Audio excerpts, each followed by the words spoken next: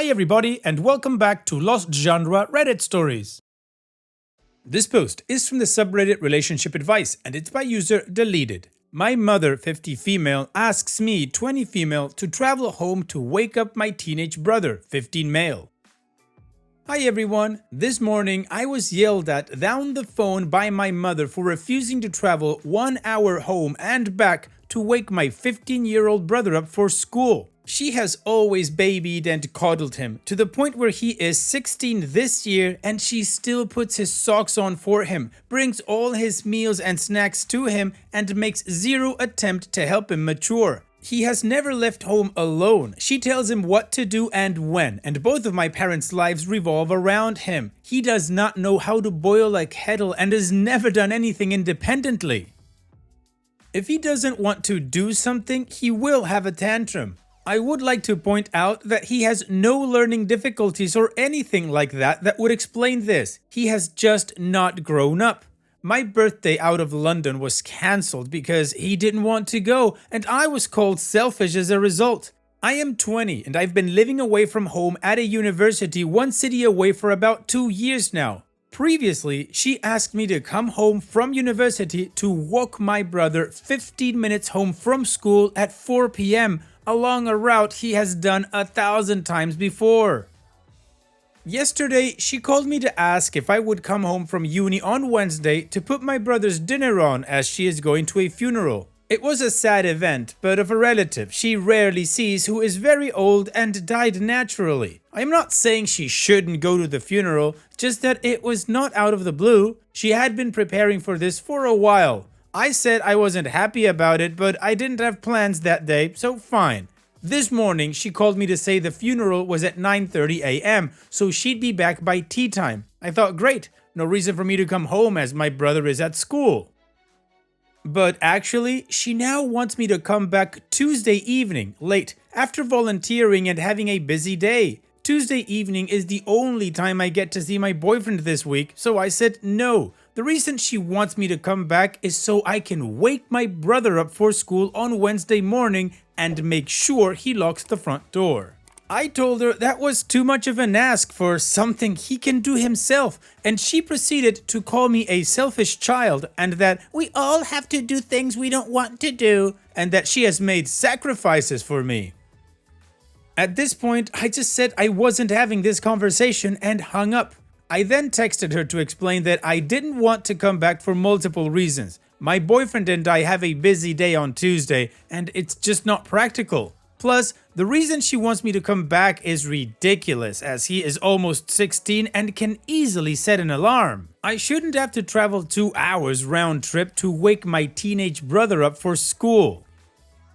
So, am I being unreasonable? I understand she is going to a funeral, but surely this is unacceptable. I am a 20-year-old woman with a life of her own in a completely different city. If my brother had to be left alone for days, of course I would come back, or if something sudden happened. But he is almost 16 and will literally be at school for most of the day they want me back. He should be able to wake himself up for 1 day, get himself breakfast and walk out the door. He gets picked up by someone else's mom before school. Any advice at all would help.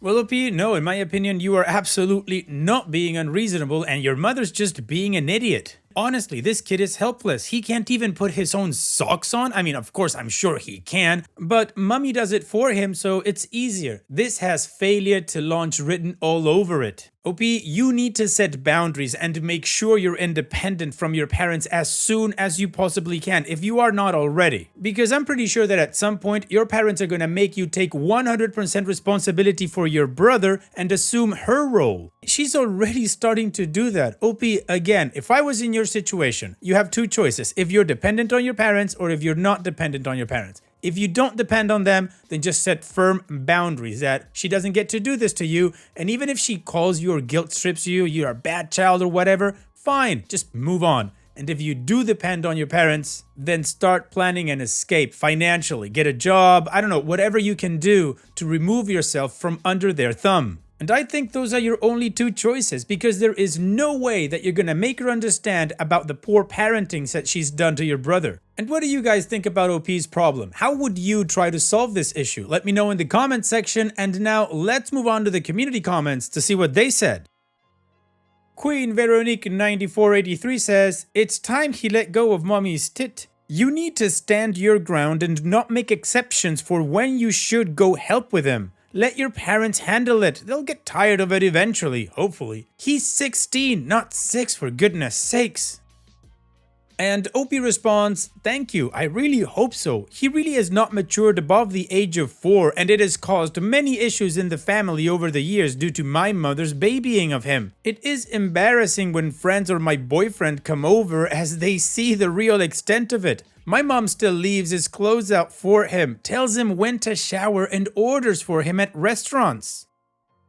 Astrid My Bike says, "This is ridiculous. 16 years old is definitely old enough to do basic tasks to keep oneself alive. What will happen when he finishes school and has to learn how to be an adult? She's setting him up for failure in many aspects of his life." You sound well adjusted, so congrats. It's not your responsibility to help a 16-year-old do stuff that most 8-year-olds could do. If you want to help at all, have a conversation with him about how he needs to learn to do things for himself. And OP responds, "This is what I've always said. I was 3 times as independent at his age, so I don't know why different rules are applied to him. When I was 16, my mom wouldn't bat an eyelid at leaving me in the house all day, and I would cook my own meals, like a normal 16-year-old. He is going to have a big shock when he gets to sixth form or uni and realizes other people aren't going to wait on him hand and foot." Puzzled Grapefruit says, "You're going to have to start setting clear boundaries with your mother on this. Like, even if you have a free afternoon, you're going to have to say no to going home and cooking your brother dinner, and you should not have to be giving her reasons as to why you can't. It should be the same simple response every time. I'm not going to coddle my brother. I believe he is old enough to take care of himself as I did at his age. I have my own life to live." You don't need to tell her about your boyfriend and your volunteering and all those excuses, because they're irrelevant to the issue and they just give her fuel. You need to make sure you're not being the go-to third parent. Your mother isn't going to like you for it, but she has to learn she cannot rely on you to deal with the mess she created by not giving your brother a hand in growing up. Of course, you can always help out when there's something he really can't do, but you need to draw lines here. He needs to learn how to dress himself, how to cook for himself, how to wake his own ass up in the morning and deal with the consequences if he can't. Or your mother needs to deal with them because she's been teaching him to fail. Additional information from OP's comments. "I know, but they put his socks on for him. My brother goes on his phone whilst my mom puts his shoes and socks on every time we go out. She lays out his clothes every morning. She allows him to have the diet of a 4-year-old on a plastic plate. He broadcasts on the Google Home snack, and she will run up the stairs to give him food at his computer. It baffles me too. She's going to make him 100% dependent on her at this rate. He already is. She's convinced him that he can't do anything without her.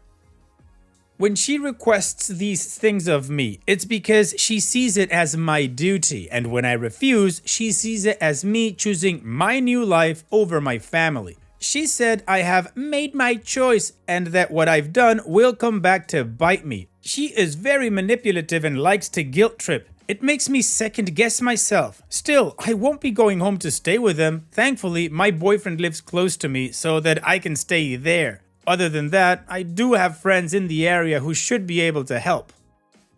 Apparently, I'm the only person she trusts to do this. The funny part is that my dad has now agreed to leave my brother's cereal out before he goes to work on Wednesday morning, because that was the final resort. Their first instinct was getting their daughter to travel down the night before, and ironically, they offered to pick me up. But somehow I'm being blamed for being driven everywhere. Now, I'm certainly nowhere near perfect, but I wouldn't call myself a disappointment. I'm doing okay for myself, and they've constantly said how proud they are of me over the past year or so, but this one event has apparently shown their true feelings. I have my own bank account, plus savings and a credit card. I have tried therapy, but was only given a maximum of 4 sessions from my university. It was 6, but my therapist wasn't able to make 2 of them and couldn't give them back to me. I might have to look to go through the NHS. And my dad doesn't do anything about any of this. He is very passive. He's realized it's easier for him to just let my mom and my brother get what they want. My dad looks after himself and my mom looks after my brother. That's pretty much their dynamic. And my brother, he is lethargic, but he is also bratty as he expects the entire world to revolve around him and throws tantrums whenever he doesn't get his way. The last time I babysat him and exerted any kind of boundary on him, he screamed at me that I would amount to nothing and that I was only doing my degree because I was too stupid to do anything else. He can be nasty. I definitely don't think that's natural though. I think that has come from how my mother treated and does treat him. Unfortunately, I am fairly dependent on them. I had to stop working last year so as to focus on my studies, and next year I will be working a low-paid or unpaid placement year, so I will be relying on them even more if I can't find time to work or if I don't receive grant money from my university. I refuse to enable what she's doing to my brother, so when I'm home, I'm going to teach him how to make basic meals for himself and do laundry, etc. I know she won't do it herself, so if I do this, I know she won't have an excuse to ask me to do petty things for him anymore. OP's short-term update. I called my dad to explain the situation and he said he agreed with my mother and that I was a disappointment to the family. He said it was not about what they asked me to do, but that they very rarely ask for help, and when they do, I should always help where I can. It was the principle that counts. He also said I was opening a can of worms and that there's a lot I should be doing at 20 that I'm not. When I asked what I should be doing, he said driving, which is ridiculous as I live in a big city and the only reason I'm not learning is that it's too expensive and would be useless when I can easily bus or train everywhere. He knows this. He then repeated he was disappointed in me and I hung up the phone, upset after saying I don't know what more they want me to do. I have a job I've saved my wages from so I can budget accordingly and I do well in university, I'm good with money, I have responsible friends and a great boyfriend, and I make time to see my parents when I can. Currently feeling very hopeless and deflated. Thank you for your support though, everyone.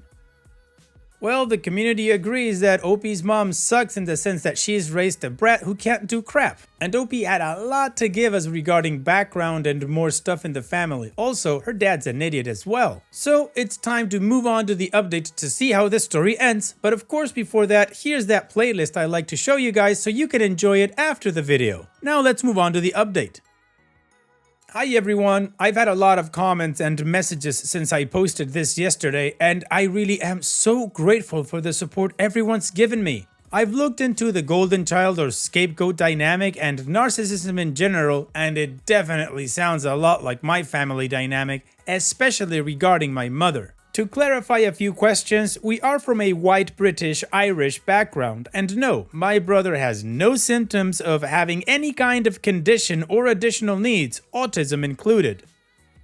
Today, I spoke to my mom on the phone and it didn't go well. We made small talk for a while and I asked about how she was and how my granddad was, who's unwell, and then mentioned my boyfriend's cat suddenly died. She laughed and said it was ironic that I cared about that more than I cared about her. At this point, I was shocked and asked her what she meant. She basically went on to say I was being selfish and that I didn't care about her or the family, that I was blaming my brother when he had done nothing wrong, and that everything I was saying was all about me. That sounds more like her than OP.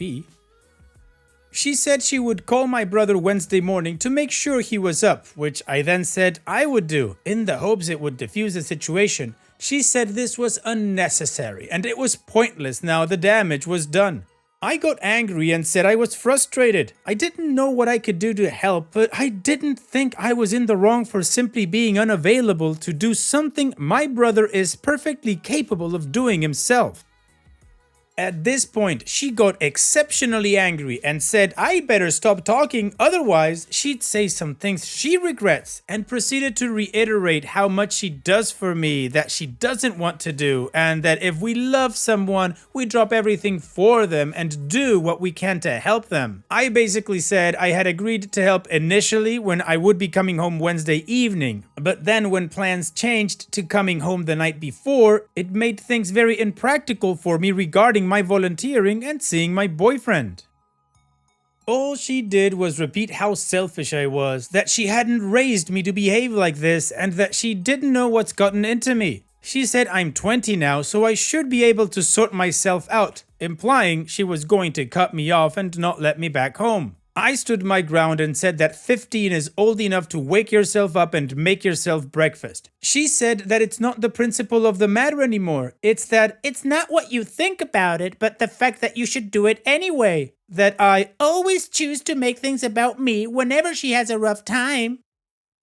She said she wasn't speaking to me anymore and hung up, so perhaps stupidly I called my dad. He just said how important it was that I say I'm sorry and that I'm wrong even if I don't believe it, as that's what he does to keep the peace. Oof, spineless. That I was in no place to criticize their parenting of my brother, and that they ask so little of me, I should always help when I can. I pointed out the time I had cancelled plans to walk my brother 15 minutes home from the bus stop, but it didn't make a difference. I said I wouldn't say I'm in the wrong when I'm not, and he even agreed my solution for my brother just to wake himself up was easier, even though he was disappointed I hadn't come over the night before. He said, we all have to do things we don't want to do, like now your brother has to wake himself up when you could be here to do that for him. He didn't know that I had agreed to come over on a Wednesday evening or that I had offered to ring my brother on a Wednesday morning. It seems that my mom just told him I was refusing to help and that I had said I was too busy for them. I explained I hadn't said that and that I'd simply stated the practical reasons I couldn't help, even though I know some people said this was a bad idea, something about Jade. I was panicking and was trying to get my side of the story heard. Long story short, he told me not to contact either of them over the next few days until it all blows over. I said it sounded like my mom didn't even want me home anymore, even though I moved back this weekend. And he just said he'd talk to her. Sorry if this was a bit rambly and inconcise. I'm still reeling from it all. Anyway, I'm going to do everything I can to save enough to move out as soon as possible. I'll stay with my boyfriend and mates as much as I can too. I don't think I can take months of this if trouble has already kicked off before I've even moved back. My boyfriend has offered to have me stay, so I'll explain everything to his family and pay rent, etc. if I do end up staying there frequently. And I have to say, I feel bad for assuming being a parent meant doing things for your kids, even if it's not always fun and games, but I kind of thought that was part of being a parent. There was a sense that I had a debt to her, that I owed her so much, and that by not doing what she asked, I was somehow not fulfilling my side of the deal. And my brother? Funnily enough, when he found out I wasn't coming over the night before, he just said he'd set an alarm. He knows he's capable of doing things, but my mom still insists on calling him Wednesday to check he's up and awake. I'll talk to him when I go back and get his side of things, but for the most part, I think he's got it into his head that because of all these things are done for him, he shouldn't have to do them himself unless that person isn't around. It's conditional independence, if that makes sense. Thank you for all the comments.